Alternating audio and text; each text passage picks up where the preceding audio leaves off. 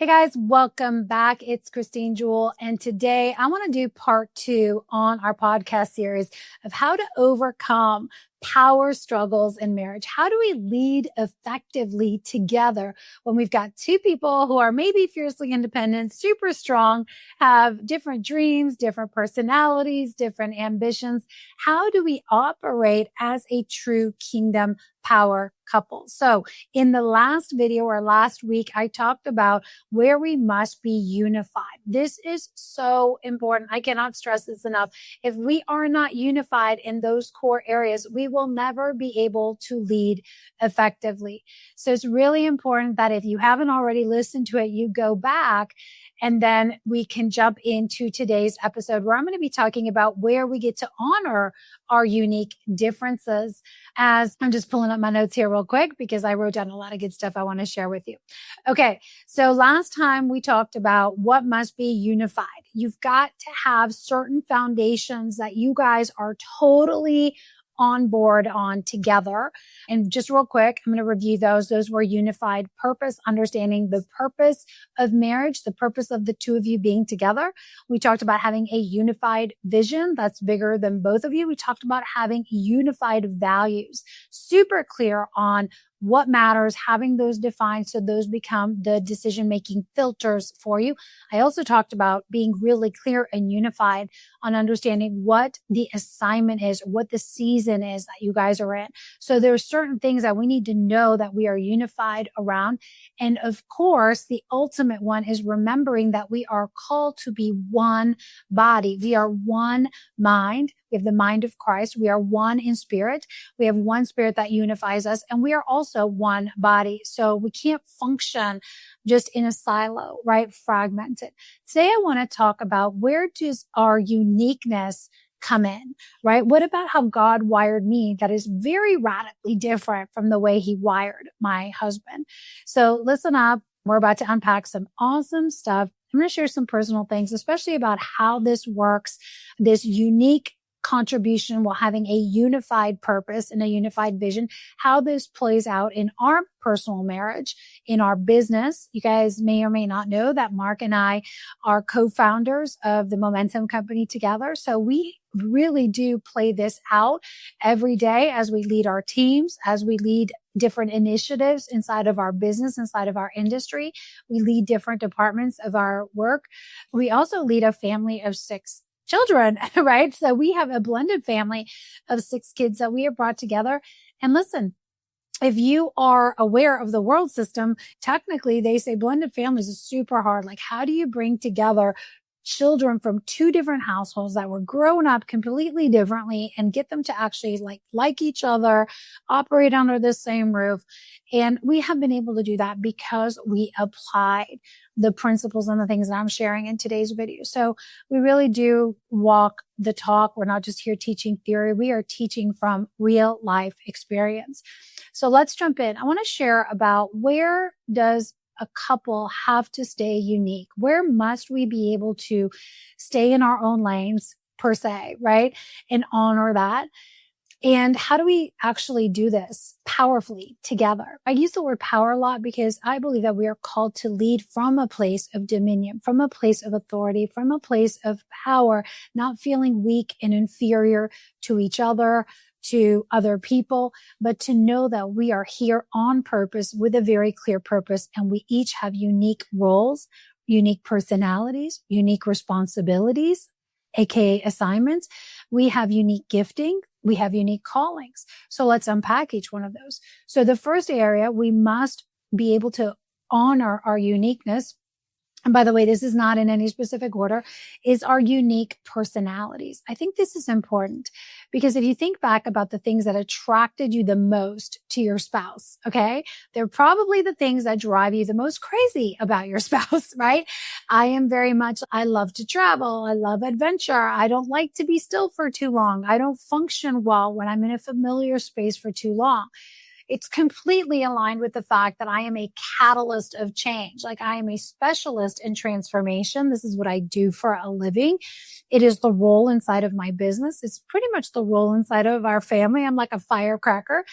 And so being in motion, being on the go, being exploring new territories and wanting to travel. I'm like, the minute we get home from a place, I'm like, where are we going next? What are we doing next? It's just part of the fabric of my DNA. It's how God wired me. Not only it's so how God wired me so that I can bring beauty to every space that I'm in. That's a thing that is so attractive about me to my husband, is that like I exposed him to so many new realities, to being able to play again, to being able to have a passion for life again. Before him and I got together, he'd never really been on vacations, like unless they were work trips. When he was growing up, they took one trip as a family ever. I was used to traveling different countries and different places. And so I would like to say that I have this personality that loves variety, loves adventure, loves to always be moving. He's more like the steadfast guy. And so what was once like, oh, this is great. Like he helps me stay grounded. She has opened my eyes to the whole world. There was a season where it was like, okay, this is like becoming a thing now, because when is she going to be satisfied? Like just being still. And I was like, when is he going to come on and get on board and get moving? And so here's the thing. What is beautiful in the beginning, what is most attractive, will also be a point of contention at some point, right? Someone's relaxed, laid back nature later in life might be seen as like laziness or apathy, or they don't care.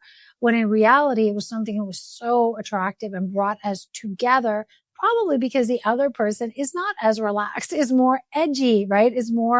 Needs to be moving all the time. And so as we understand, again, can I honor the fact that we are uniquely designed on purpose, and that when God brings us together in marriage, it's to actually complement one another. The areas where I am weak or not as strong, or I don't have those elements of my personality, Mark is like a jigsaw puzzle. He fits that in and it's like, boom, it locks in, where I can have adventure and curiosity and exploration. I can launch new initiatives. And also he grounds me. So there's a time where it's okay, we need to pump the brakes. We got to slow down a bit. We need to think this through. So both things can be present. Right? We can be grounded and we can be moving. We can be curious and in adventure and also have some stability. Like both things are possible. And so this opens up a whole new way of operating, a whole new way of seeing things. It challenges our capacity. Okay. I'm going to say that again. It will open up a whole new world and a whole new world of possibilities of doing things, seeing things, accomplishing things. And it will also test your capacity to be able to hold space for more than just your personality, your way. So I want to ask you, like in your marriage, a lot of the reason why we have struggle, why we have fights, why we have power struggles is because literally there's not enough room in the relationship and the marriage for both of you. Somehow, somewhere along the way, we think that the other person needs to be like us, or there's only room for one person in the relationship. And so what we must learn to do is honor and respect and appreciate and recognize our unique differences, our unique personalities. And look, there's going to be things that we deem quote unquote beautiful and good about our personalities. And there's going to be some things that we're like, yeah, there's certain elements of our character that could probably use some healing, probably use some refining of our character. And listen, that's true for all of us. Like none of us is perfect. We are all growing. We are all evolving. So I want to say two things about this before I move on. Number one is so often we get tripped up and ticked off because we want our spouse to be like us. Why don't they think like us? Why don't they talk like me? Why are they thinking about this the way I'm thinking about it? And the reality is they are from a different world. They grew up in a completely different family with a completely different set of blueprints, of operating systems. They have a complete different generational background, bloodline than you do, right? They have different inherited things. And so when we come together to not only bring the blessings to each other and the unique differences to each other to complement and expand one another, but here's what I believe. Those personality traits that sometimes look destructive or less than stellar are opportunities for us to heal generational pain, generational wounding, generational brokenness, to heal programs that have distorted generations and families for years, not by fighting against the person. Why are you this way? What is wrong with you? What's wrong with your family? But by saying, is this the way we want to continue to live? Is this what God has for us, for our children and our children's children? Going back to what I said in the last episode, if we understand the purpose of marriage is intergenerational growth, blessing, inheritance, we can start to put a stop to it, and we can stop fighting each other, and we start fighting for the future of generations. We start being legacy focused instead of short-term focused around how I want to feel today. I need to be right today. Hey, it's Christine. I'm interrupting our program for a minute to ask you a question. Could you use a breakthrough right now? What is the one area of your life that you know that if you had a breakthrough in this one area, if you broke through this wall of resistance, this challenge that you're facing, this mountain, that it would change the game for you in every other area of your life? Listen, if I'm talking to you right now, I want to let you know about a 30-day breakthrough coaching experience that I'm offering up for a limited time. It's where I'm going to work with 3 people very intimately, one-on-one. There's going to be daily touch points, daily action steps, and the opportunity to talk to me directly a couple times a week. And we're going to get to work on that one area of your life that is the domino that's going to knock down every other thing, that is just going to open the door. So here's who it's for. It's for those of you who are ready to roll up your sleeves, get to work. You want to execute at a high level. You want that person in your corner for support to call you out on the blind spots. It's also for those of you who don't want to deal with surface level fixes anymore. You want to get to the root of the problem. We're going to pluck the root out, and we are going to clear the path. It might be mental operating systems. It might be spiritual stuff going on. It might be as simple as getting into full decision and getting clear action steps. So if I'm talking to you right now and you are ready for a breakthrough, click on the link below. There's going to be a short application for you to fill out. Once our team receives that, if we think it's a fit, we're going to send you the offer with all the details, the pricing, the investment, and the clear next step. You guys, if the program is full, we'll drop you into the wait list. Again, if it's a fit, we'll let you know when a spot opens up. So if you are ready for a breakthrough in this season of life, click on the link, fill out the application. I'll see you on the other side. So the first element there that's important is that God made us uniquely on purpose, our personalities, so that we would complement each other, so that we would add more life, more expression to each other's life. Because the reality is, if you got with somebody who was just like you, they liked all the same stuff, they talked all the same ways, they thought all the same ways originally, there would be no need for 2 of you in the relationship. You already got everything you need, so you don't need the other person. But marriage is a dependency on one another, and also a contribution and a serving of each other. This isn't about codependency, okay? But we can't be fiercely independent inside of a relationship. We are independent and we're also one. Do you hear? It's like a paradox. What do you mean? How can we be independent and be one? We're interdependent. So that means there has to be honor, appreciation, and respect for our differences. So I want to challenge you. A simple thing that you can do here is we get in these tripped up patterns of looking at all the faults in our spouse, looking at all the ways that they're messed up. They're not thinking right. There's something wrong with them. And the things that we once loved about them start to be like thorns in our side. So I want to really challenge, if you're in that place, like start making a list of all the things you appreciate about your spouse that is unique to them, their quirks, their personalities. Like, what are the unique things about them that actually you don't possess, but you appreciate, you have loved at some point in your life? Can you start to shift your gaze on appreciating the unique treasure that they are? Because they are unique in God's eyes. Do you know that God is not in the business of making clones? I'm going to say that again. God is not in the business of making clones. There's never going to be another one like you with your unique signature, your unique soul DNA, your thoughts, your desires, your talents, your gifts. There's never going to be like that. The Satan is in the business of counterfeit things. So what the enemy wants is for you to look at your spouse and look at them as competition. Look at your spouse and compare yourself to them, or compare them to where they should be, or they're not yet for you. Why aren't they ahead? I'm growing. Why are they not growing? Everybody is on their own path. Everyone is on their own timeline. And if we can understand this and stop fighting and forcing and getting baited into the schemes and the games of the enemy, we could start to honor each other, honor our unique process, and love each other where we're at. And I'm going to tell you, that does more for accelerating kingdom purpose than any kind of judgment ever will. So number one, we are unique in our personalities. Number two, we are unique in our gifting. So we need to bring our unique personalities to the table. There needs to be room in our marriage for both of us to be authentically who God created us to be, designed us to be. And every time I try to fight the way God created me and I try to be something that I'm not, it's going to diminish me. It doesn't make me more of who I am. I don't bear fruit. In fact, I diminish. I actually move away from the calling, the assignment God has for me. And remember, marriage is designed to amplify each other and to multiply one another. Number two is our unique gifts. I talked about this already, but as we look at 2 Corinthians, right, chapter 12, verse 4-7, it says, there are varieties of gifts, but the same Spirit. There are varieties of service, roles, responsibilities, but the same God.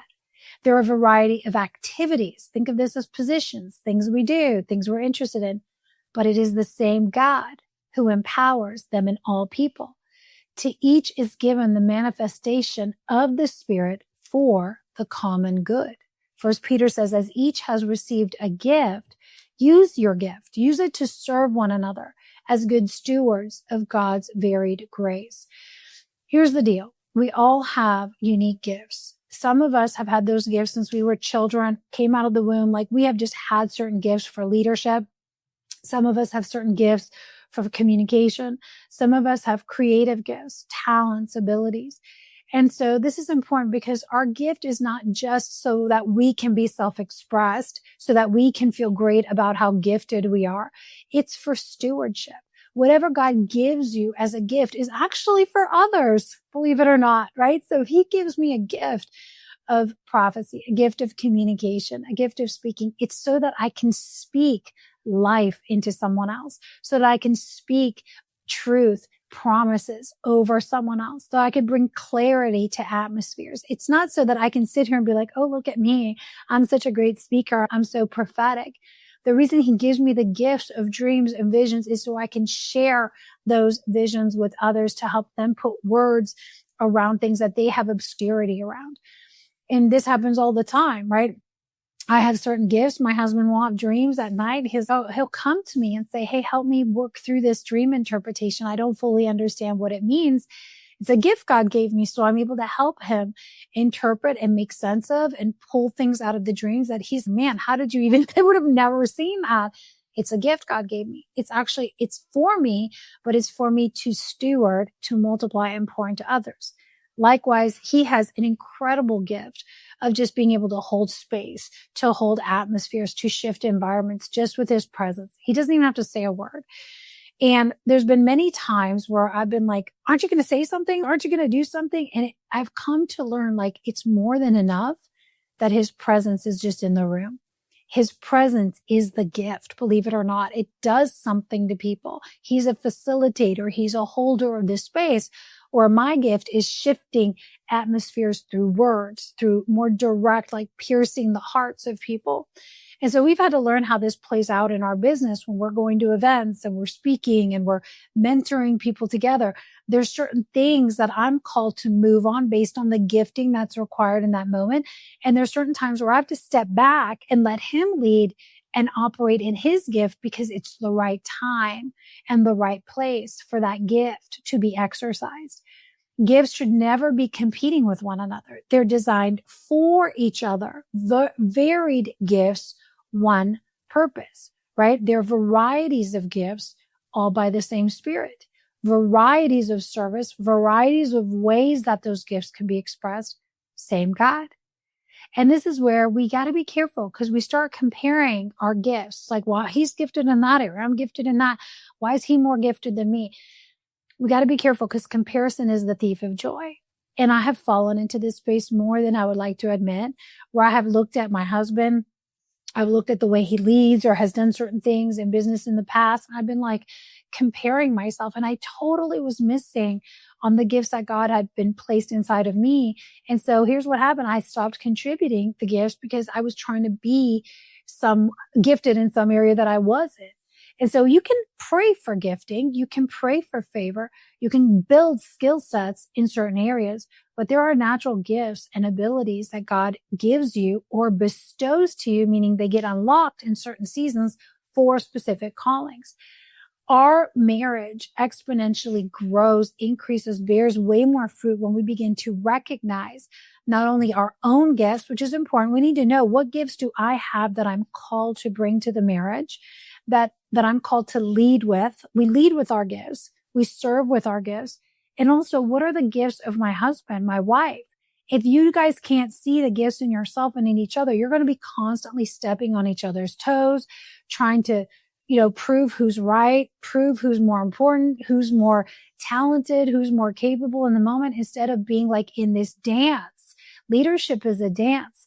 There's a hierarchy of leadership, like I said, but it's not dictatorship. Jesus often served, right? He taught other people to go first and lead. So leadership doesn't mean you're always out front. It doesn't mean you're the loudest one in the room. It doesn't mean you're the one telling everyone what to do. Sometimes leadership is sitting back and observing and listening. Sometimes leadership is putting someone else out front, letting the light shine on them or letting the light shine from them. Because you're training, you're emboldening, you're edifying them, you're building them up. You've got to know when it's time to move, when it's time to sit, when it's time to lift someone else up or to just come alongside someone and stand together. Leadership is an art. It's a dance, and you've got to be spiritually tuned in. So gifts are not for competition. They're for the common good. There is no comparison in the kingdom. There's no such thing right now. In the kingdom of God, in the eternal timelines, we are all like treasure coves. Humans carry a treasury of wealth. Every single human on this planet is uniquely designed with a unique treasury of resources, of gifts. And when we understand this and we start to see people as coves of treasure, listen, you start to treat people different. You start to treat your marriage differently. You start to think, talk, operate differently. You parent differently. You look at money differently, because it's not, again, a battle against you versus the other. It's about understanding, okay, what is the gift that's required right now? Who's the one carrying the gift? How do we operate in our gifts together? Unique roles and responsibilities. As we look at our roles, there are going to be seasons of life where maybe one of you is called into a certain role, a certain position. This can be at work. You could be in a leadership seat. You could be at home. You could be a stay-at-home parent for a season. There was a season where I was a stay-at-home parent. There was a season where I was launching businesses and leading businesses. There was a season where I was closing a business and I was in a period of transition. There were seasons where Mark was a stay-at-home dad. There's seasons where he launched businesses. So this is important as we understand that we have unique roles for different seasons and we have unique skill sets. Skills and gifts are not the same things. Skills are cultivated over time. You can be skilled in art. You can be skilled in music. You may be gifted in those areas too, but I can be skilled in certain practices, business practices, financial practices, quite honestly, because I've studied the art of it. I know the science of it. And so this is important as we look at, again, sometimes we feel like less than our spouse because they make more money. They're in a better financial position, it looks like, in terms of what they're earning. Their job title seems more impressive. And we're like, I'm just doing this right now. I'm going to use an example. There was a season when I was in more solitude. I was writing. I wasn't producing as much. And this is something that the Lord really worked on me on, is understanding the value of what I was creating in the season of writing, of building infrastructure. My value can no longer be tied to the dollar amount I made because of my title or because of my position. It needed to be tied to what I was creating and how aligned I was to the assignment and obedient to the call in that season. So now the whole value system for how we measure worth is different. This is why the world has women convinced, like, you need to be working, you need to be producing, you need to be making as much money as your husband, you need to be making more money as your husband. And I'm just using that as an example, but it's not about any of that. Our worth, our intrinsic value has nothing to do with how much we are earning in that moment or the letters behind our name. It has to do with, am I in alignment with the assignment for right now? And am I using the gifts that God gave me to better the whole? Am I using the skill sets? Maybe you have skill sets for organization. Maybe you have a skill sets for planning. Maybe you have skill sets for finance. I'm skilled in certain areas because I've studied them. So let's use finance, for example. This doesn't mean that Mark sticks his head in the sand and does not ask about what's going on with money. Like, we make financial decisions together.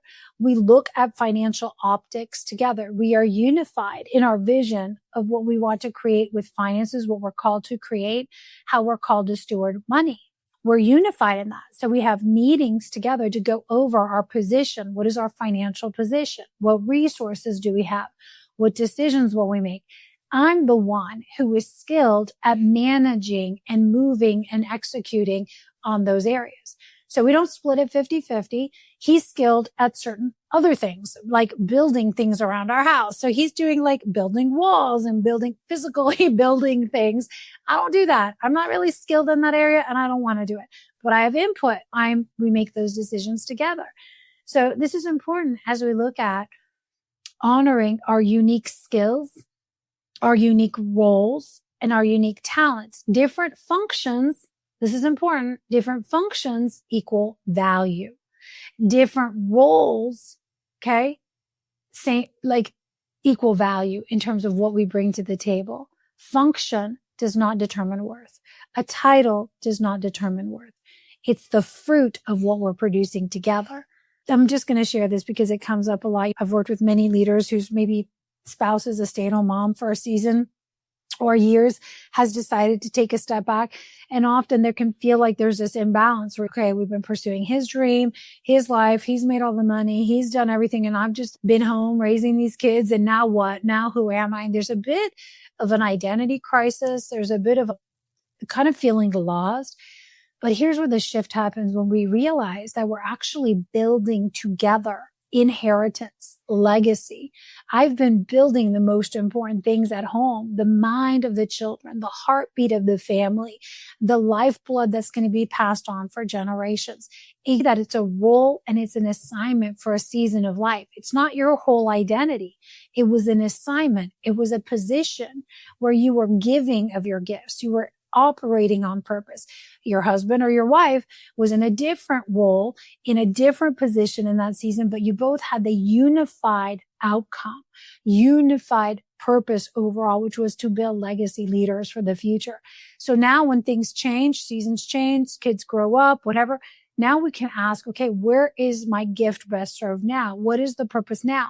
We continue to support our children as they grow. Maybe it looks different, but this is now not a crisis of, oh, I have no value. I have no worth. What do I do with myself?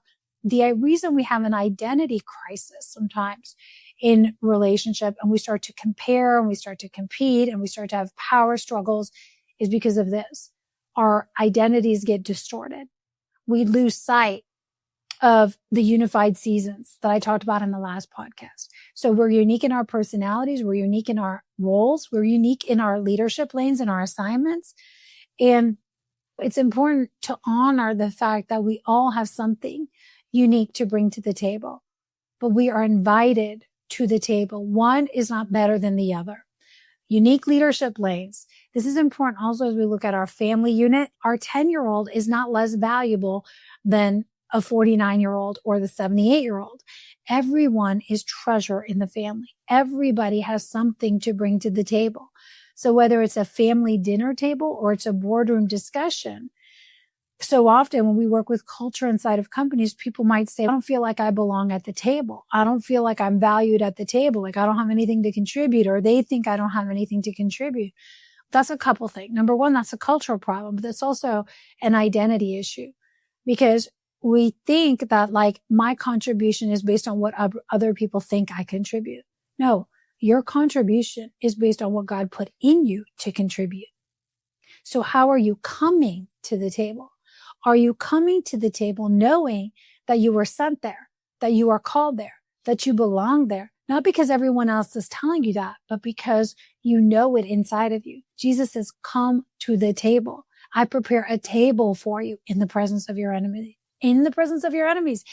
So even when you are going into rooms and you feel like, I don't know if I belong here, I'm intimidated, this place feels way bigger than you, are you called there?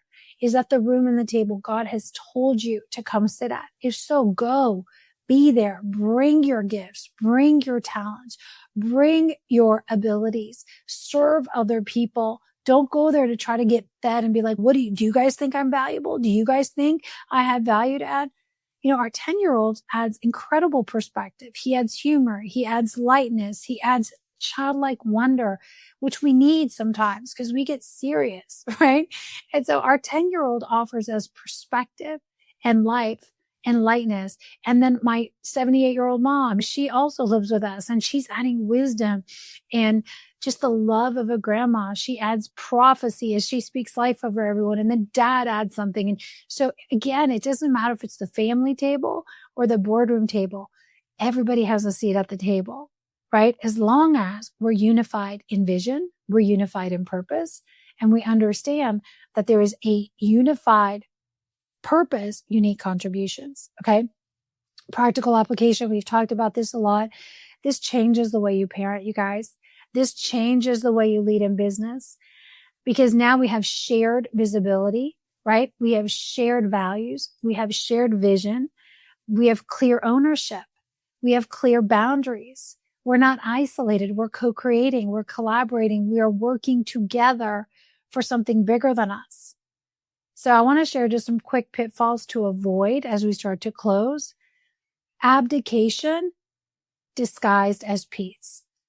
I spoke about it earlier. Just because your spouse is gifted in an area, just because your spouse is more skilled in an area, this doesn't mean you check out, you abdicate the throne, you abdicate the position. You're like, okay, I'm out of here. You figure it out, because that will create isolation, resentment, because now the person will feel like, okay, now I have to carry everything on my own.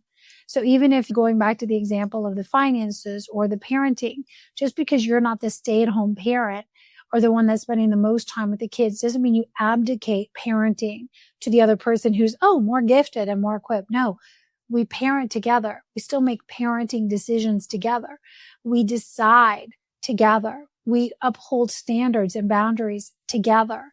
Somebody may be more active in that role in terms of quantity of time, but we are not abdicating and then calling it peace, keeping the peace. Number 2, common pitfall to avoid is control disguised as leadership. We've already talked about this. There is no controlling each other. There's no controlling outcomes.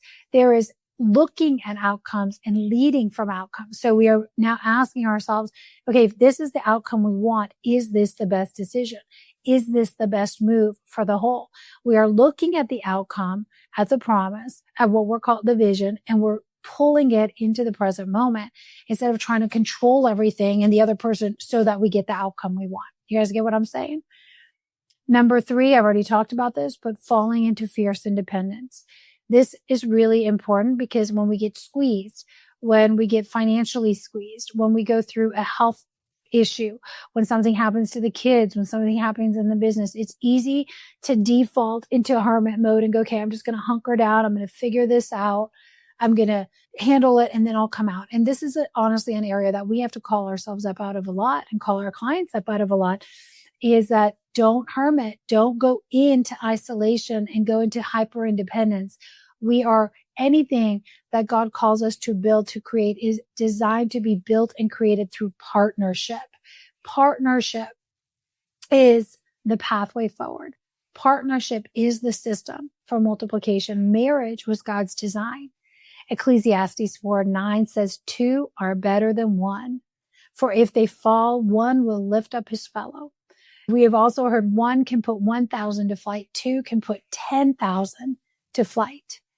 Strength in marriage, strength in leadership comes from partnership, not dominance. It comes from leading from authority together, meaning from a place of knowing you are placed above and not below all the circumstances in your life. Partnership means shared vision, clear ownership structures, right? Clear roles and responsibility, mutual honor, mutual respect, ongoing communication. And listen, God at the center, not me at the center, not you at the center, not the kids at the center, but the one who created all of this stuff at the center. So as we close today, I just hope that first of all, this conversation really blessed you. Where do you get to start to honor your spouse a little bit more, their uniqueness? I want to just invite you to start to celebrate each other's unique gifts, unique talents, unique abilities. May your eyes be open to see it. May you come together and move out of transactional relationship into a place of partnership. And as I close today, I want to just invite you, if you haven't done so already, make sure you get the Relationship Mastery course. It's a self-paced course, and it will take you through how to build the foundations for a thriving marriage. You'll walk away at the end of the 6 weeks or the 6 sessions with a 42-day devotional as a couple, prayers you can pray every day, exercises you can do every day. And at the end, you will walk away with a 1-page blueprint of your marriage. So that's the first place. If you want to start anywhere, start there. It's a no-brainer. Follow the link below. Secondly, if you want to go deeper in this work and you are a kingdom-minded leader, impact-driven leader who is leading organizations, teams, and you want to know how to move and really operate, lead powerfully as a team, lead powerfully in your marriage, align the business, your family to kingdom principles, eternal principles, then I encourage you to reach out and see if our breakthrough coaching is for you. It's not for everyone. It is an investment because we're looking at rebuilding the infrastructure so that everything that you've been entrusted with multiplies: business, marriage, life, family, inheritance, all of it. So if you are looking to go deeper in this work, click on the link, see if coaching's the right fit. If not, make sure you check out the Relationship Mastery course and subscribe to the channel. You guys, thank you so much for being here. We'll see you next week.